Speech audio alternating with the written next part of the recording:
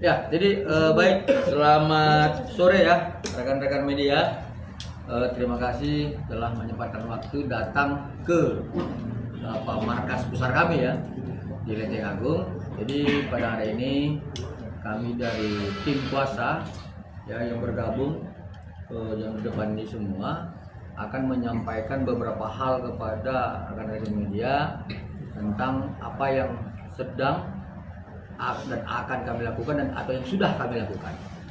Jadi yang pertama yang perlu kami sampaikan kepada rekan-rekan media adalah terkait tentang kegiatan kami selama 3 hari ini menyambangi Mabes Polri, yaitu menyurati Bapak Kapolri, kemudian Irwasum, lalu kemudian Divisi Propam, lalu kemudian Karawai Sidik, yang pada intinya adalah pertama, kami ingin terjadinya gelar perkara khusus terhadap laporan klien kami Dr. Reza Gladys yang kami duga bahwa ini adanya perbuatan obstruction of justice.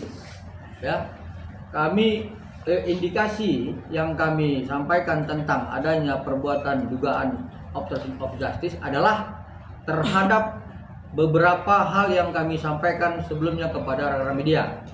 Ya, yang pertama, kami sangat keberatan ketika peristiwa hukum 27 Oktober 2024 dan peristiwa hukum 27 November 2024 tidak masuk dalam berkas perkara pelimpahan ke jaksa penuntut umum.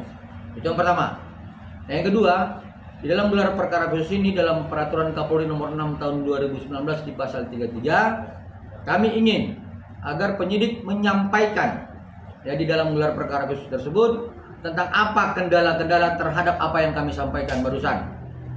Kemudian lanjutannya kami ingin di dalam gelar perkara khusus tersebut agar penyidik ya membuka ya secara terang-benderang hasil lab forensik yang telah dilakukan terhadap HP yang sudah disita terkait HP milik inisial O dan inisial S agar peristiwa hukum 27 Oktober 2024 dan peristiwa hukum 27 November 2024 dapat dikaitkan sebagaimana persangkaan pasal 368, persangkaan pasal 27B ayat 2 tentang Undang-Undang ITE, kemudian pasal 345 Undang-Undang TPPU, seperti itu. Dan kemudian lanjutannya adalah bahwa kami ingin tentang soal azas equality before the law dapat diberlakukan kepada klien kami Dr. Reza Gladys karena sebelumnya klien kami Dr. Andreas Henry Situngkir telah dimohonkan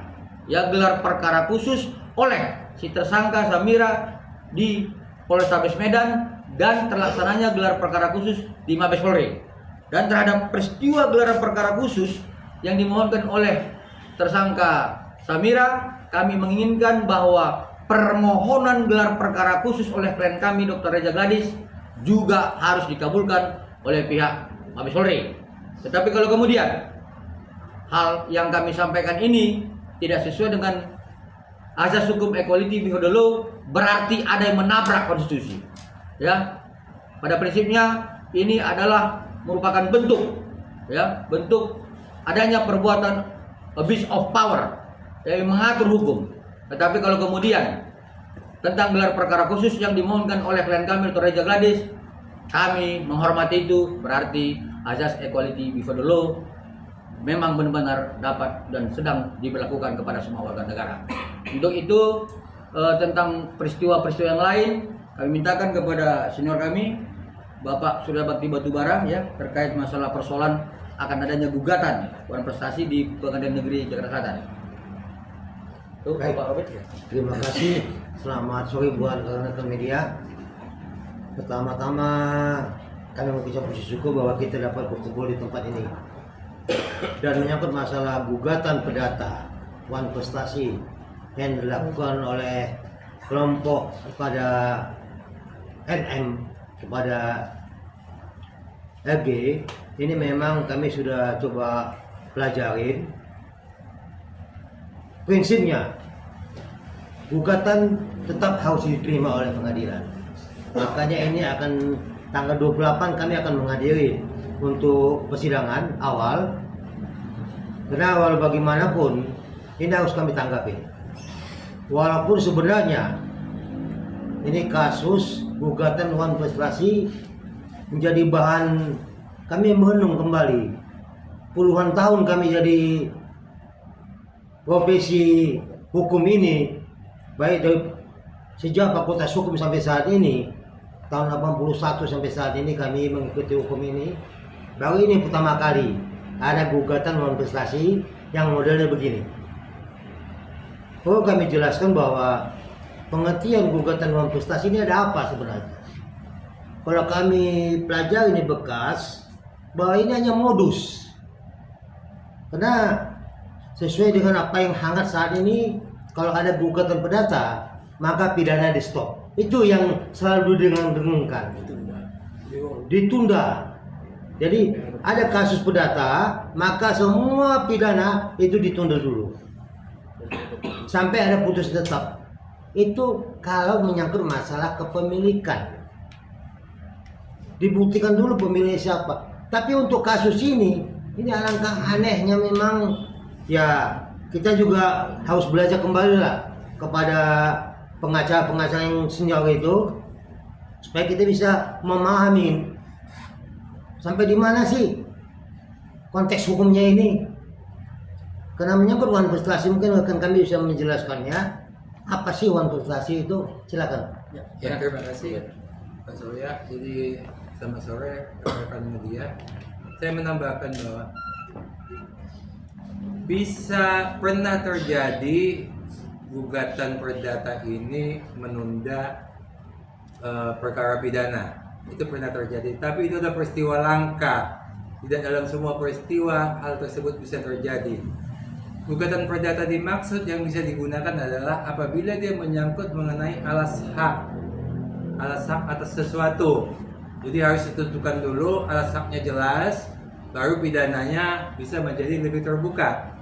Tapi dalam konteks ini kita lihat kembali, yang dipidanakan ini bukan mengenai alas hak, tapi yang dipidanakan adalah perbuatan melawan hukum berupa tindakan memeras atau meminta uang, yang menurut Mail gunanya adalah untuk tutup mulut. Jadi kalau uang untuk tutup mulut ini bukan alas hak. Karena bukan alas hak, tidak perlu ditunggu ada putusan perdatanya, bisa langsung pidananya berjalan. Jadi sebenarnya ini hanya modus daripada mereka, seolah-olah ada peristiwa perdata yang harus ditunggu supaya pidananya bisa berjalan. Tapi dalam hal ini tidak tepat, karena yang dilaporkan bukan mengenai alas hak, tapi adalah uang tutup mulut yang diminta oleh Mail. Itu yang dipidanakan. Sementara yang mereka gugat adalah Wan Prestasi. Wan Prestasi ini kan ingkar janji. Ingkar janji ini kita lihat lagi, yang berjanji siapa? Dalam gugatannya Wan Prestasi ingkar janji dikatakan bahwa ada Reza Gledis, ada Taubah Mufid, ada Kapolri, ada Kejaksaan Agung. Pertanyaannya, apakah benar Kapolri sama Kejaksaan Agung ikut waktu membuat perjanjian? Nah, kalau nggak ikut Kapolri sama Kejaksaan Agung membuat perjanjian, kenapa dimasukkan dalam gugatan prestasi? Modusnya kelihatan, ya. Di sini jelas kelihatan modusnya. Jadi dalam hal ini kita berharap kepada pihak kepolisian supaya kasus ini jangan terganggu oleh adanya gugatan prestasi ini.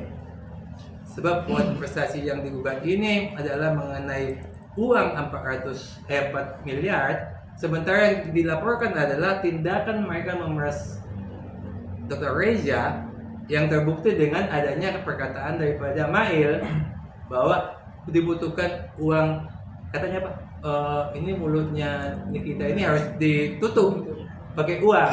Jadi itu yang dipidanakan, uang yang untuk menutup mulut ini yang dipidanakan, bukan masalah hak atas uang 4M. Jadi kita berharap supaya pihak kepolisian mengabaikan saja masalah prestasi ini.